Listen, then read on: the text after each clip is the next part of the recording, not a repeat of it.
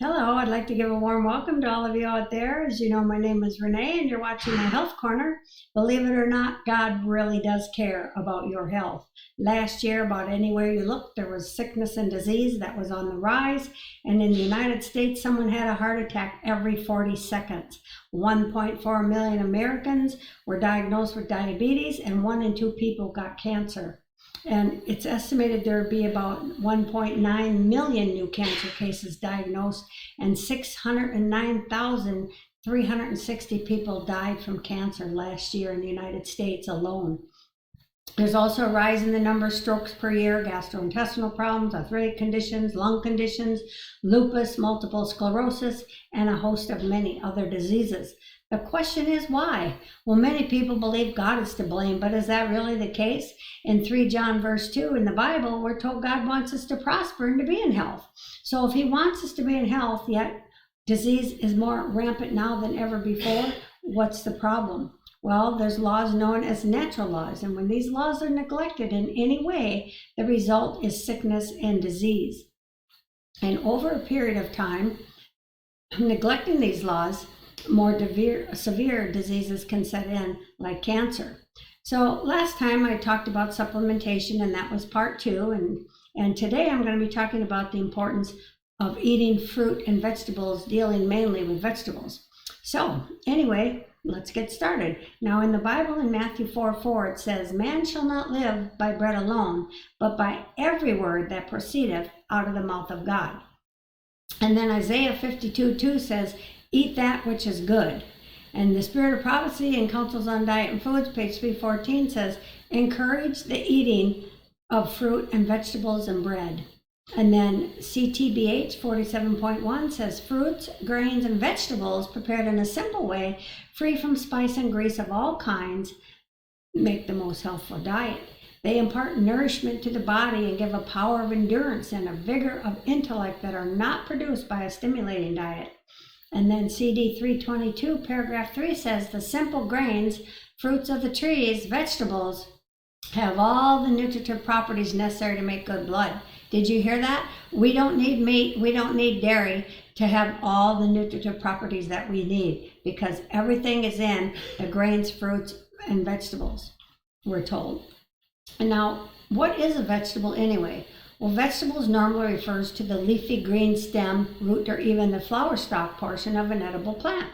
It's a generic term and used interchangeably. The noun vegetable usually means an edible plant or part of a plant other than a sweet fruit or seed. This typically means the leaf, stem, or root of the plant.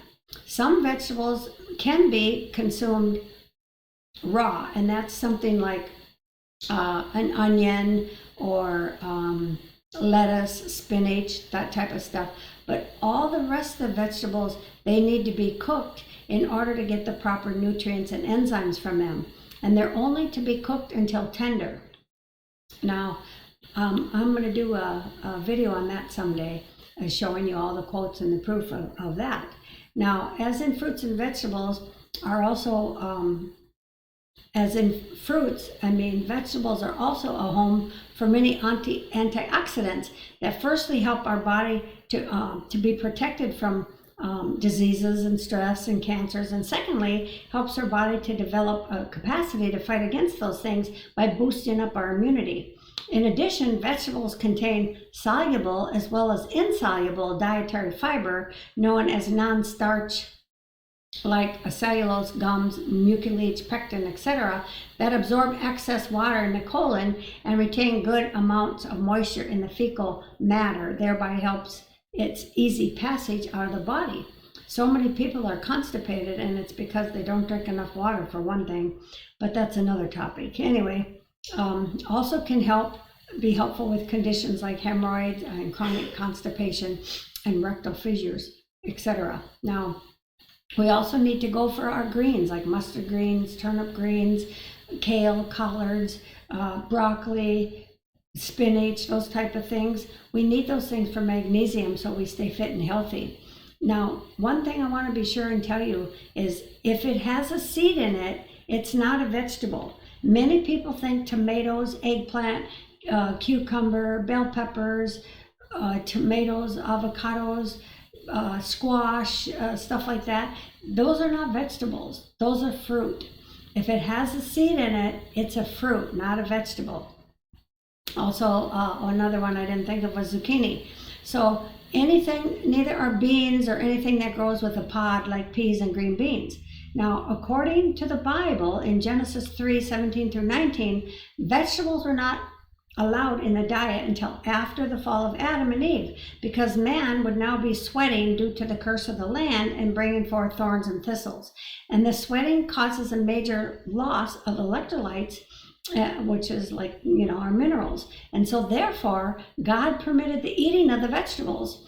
And these vegetables contain minerals like calcium, potassium, magnesium, which are very essential for our health. So man was made from the dirt, and it's the food that grows directly out of the dirt that we need to replace the loss of the electrolytes. Now, here's a list of vegetables. Some are sweet and some are not. Artichokes, arugula, asparagus, beet greens, beets, bok choy, broccoli, Brussels sprouts, cabbage, carrots, cauliflower, celery, cilantro, collard greens, endive, Italian parsley, kale, mustard greens, parsley, potatoes, radishes, red leaf lettuce, rhubarb, romaine lettuce, rutabagas, spinach, sweet potatoes, Swiss chard, turnip greens, turnips, and much more. And now here's the benefit of eating vegetables. They boost your energy level, it helps to control your weight, and it helps you to look and feel great. They're high in fiber, they're low in calories, they're low in sodium. It helps lower your risk of cancer, lowers your risk of strokes, of heart disease, and high blood pressure. They're packed with antioxidants. They're packed with essential vitamins and minerals. They reduce your risk of type 2 diabetes. They reduce constipation. They reduce high blood pressure. They reduce inflammation. They reduce pain, and much, much more. Now, many people want to know, well, how many servings a day should I eat? Well, it's recommended to have a minimum of 3 to 5 servings a day, but be sure to have a variety of colors. We're also told in 2 Testimonies 63 to eat largely vegetables. Now, another thing that you can do is, I had a friend whose son hated asparagus. He would not touch it with a 10-foot pole, but she cooked it in some coconut milk and he loved it. And so Sister White does talk about cooking vegetables with milk and cream, but that was back in her day when it was safe to eat. Today, that stuff is not safe to eat, so we use coconut milk, or you can use plant-based milk. And we're also not to eat between meals, which I've talked about before, and we're not to leave vegetable waste near the house, and that's a CG 108. And then don't eat decayed vegetables is CD 309. Eat a variety is MH 299. Eat them in a simple manner, 3T 252. Eat locally grown, MH 299. Eat them without grease, 2T 67, and grease means pig fat, animal fat of any kind. Eat without spices, 2T 67, and it is health deform to tell people to cook with only water, and that's CD 212. And I think that's because a lot of people didn't like them that way. But I believe if you like them cooked with water until they're tender, it's okay to eat them that way. But if you prefer them with a little coconut milk or plant-based milk or something like that, that's all right too. Vegetables make good blood, CD 322. They're part of the diet chosen by God for us, EV 663. Prepare them in a healthful manner, CD 319, and prepare them so they're not too, when you prepare them, make sure they're not too ripe and there's no decay on them, because that's not good either. And vegetables are a builder of our body. Now, we're not supposed to eat raw vegetables, as I mentioned before, and I'm just going to read the quote. It says, in the study of hygiene, students should be taught the nutrient value of different foods. The effect of a concentrated and stimulating diet, also of foods deficient in the elements of nutrition, should be made plain. Tea and coffee, fine flour breads, pickles, coarse vegetables. Now that means hard, crunchy vegetables like carrots, potatoes, broccoli, cauliflower, etc. Continuing on with the quote, coarse vegetables, candies, condiments, and pastries fail of supplying proper nutriment. Many a student has broken down as a result of using such foods. That's Education 204, paragraph 3. Why not? Because they contain compounds that may inhibit the functions of the thyroid gland unless lightly steamed. Now, there's a book called Nutrition 101 by Deborah Rayburn, ND, Sarah Johnson, Laura Hopkins, and Karen Hopkins. Also, proper digestion does not take place when you eat these vegetables raw. The steaming of these coarse vegetables helps the necessary function of the certain enzymes in the breaking down of those coarse vegetables. And even medical science is talking about that too and backing up exactly what the prophet said. And we should never eat fruit and vegetables at the same meal.